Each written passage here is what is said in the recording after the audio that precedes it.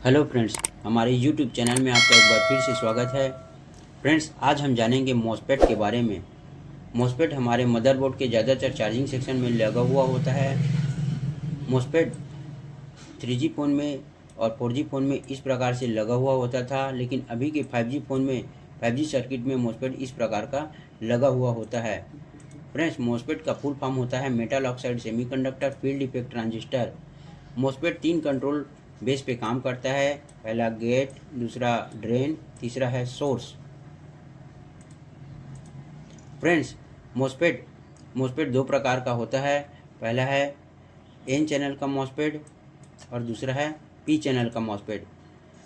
MOSFET एक switching circuit device होता है। मॉसफेट का मुख्य काम स्विचिंग का होता है और ये स्विचिंग उसके ड्रेन और सोर्स के बीच में होता है, क्योंकि ड्रेन और सोर्स के बीच में डायोड लगा हुआ होता है और उसका बेस यानी कि आधार गेट पे होता है, क्योंकि गेट से उसको ऑन ऑफ या ट्रिगर किया जाता है। फ्रेंड्स, किसी भी मॉसफेट को पहचानने के लिए कि वो एन चैनल का मॉसफेट है या पी चैनल का मॉसफेट है, उसके डायग्राम में अगर डायोड का सिंबल इस प्रकार से अंदर की तरफ यानी गेट की तरफ होता है तो वह एन चैनल का मॉसफेट होता है, और अगर उसके जस्ट उल्टा अगर ड्रेन से उसका डायोड का सिंबल अपोजिट यानी बाहर की तरफ होता है तो वह पी चैनल का मॉसफेट होता है। फ्रेंड्स, अगर हमारे पास जो मदरबोर्ड है उसका डायग्राम अगर नहीं है तो हम बिना डायग्राम के भी फाइंड कर सकते हैं कि वो एन चैनल का मॉसफेट है या पी चैनल का मॉसफेट है। फ्रेंड्स, मॉसफेट के ड्रेन और सोर्स के बीच में डायोड लगा हुआ होता है, और मैंने बताया था कि डायोड को मल्टीमीटर के डायोड मोड में फॉरवर्ड बायस में चेक किया जाता है। तो मल्टीमीटर को हम डायोड मोड में रख कर उसके ड्रेन में ब्लैक प्रोब को रखकर और सोर्स में रेड प्रोब को रखकर उसे हम चेक करेंगे। तो मल्टीमीटर के डायोड मोड में अगर फॉरवर्ड बायस रीडिंग बताता है तो वो एन चैनल का मॉसफेट है। अगर उसके जस्ट उल्टा अगर हम उसके ड्रेन में रेड प्रोब को रखकर उसके सोर्स में ब्लैक प्रोब को रखकर चेक करेंगे तो मल्टीमीटर के डायोड मोड में हमें फॉरवर्ड बायस रीडिंग बताएगा, तो वह पी चैनल का मॉसफेट होता है। जैसे कि मैंने बताया था कि मॉसफेट एन चैनल का मॉसफेट पॉजिटिव ट्रिगर पे काम करता है और पी चैनल का मॉसफेट निगेटिव ट्रिगर पे काम करता है।